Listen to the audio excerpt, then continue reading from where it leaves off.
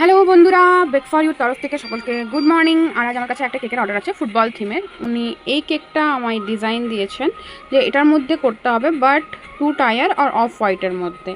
তো আমি আজ এটা করছি, বাট ওনাকে এটা ব্ল্যাকের মধ্যে লাগবে না, ওনার এটা লাগবে অফ হোয়াইটের মধ্যে। তো আমি একটা কেক বেক করেছি, আর এর বড় লেয়ারটাও আমি বেক করে নিয়ে আইসিং করে নিয়েছি, কারণ চকলেট ফ্লেভারে লাগবে। তারপর আমি কিছু টপার্স নিয়েছি ফুটবল থিমের, যেটা দিয়ে এটাতে ডেকোরেট করব, আর ওই লোগোটা ওনার লাগবে।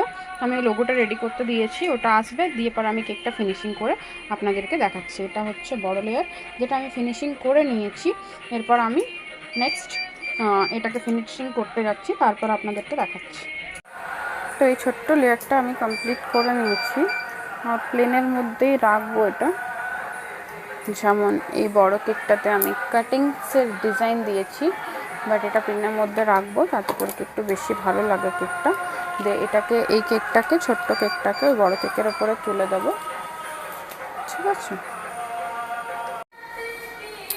এই যে এটা 2 লেয়ারের মধ্যে বানিয়ে নিয়েছি।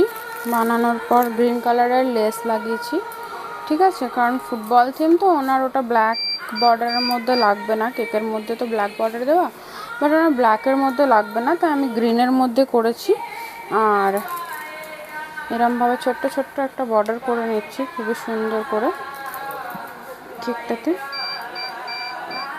আর আপনারা দেখুন কি কেকটা কেমন দেখতে লাগছে। আর আপনাদেরও যদি লাগে তাহলে আসবেন নিশ্চয়ই আমার শপে। গার্ডেন রিচের যারা আছেন তারা ফতেপুর বাজার বাস স্টপের কাছে আমার শপ রয়েছে। আপনারা অ্যাডভান্স বুকিংও করে দিতে পারেন, বা এসে পরেও বসে নিয়ে যেতে পারেন। 15 মিনিট টাইম দিলেই আমি বানিয়ে দিকে। আর এটা ফিনিশিং করে আপনাদেরকে দেখাচ্ছি। দেখুন এরমভাবে ওপরে গোল্ডেন বর্ডার ছিল কেকটার মধ্যে, আমি ওটা দিয়েছি। আর দিয়ে পরে ছোট্ট ছোট্ট একটা বলস টাইপের ফিনিশিং করেছি বর্ডারের কাছে। কেমন লাগছে দেখতে একটু বলুন।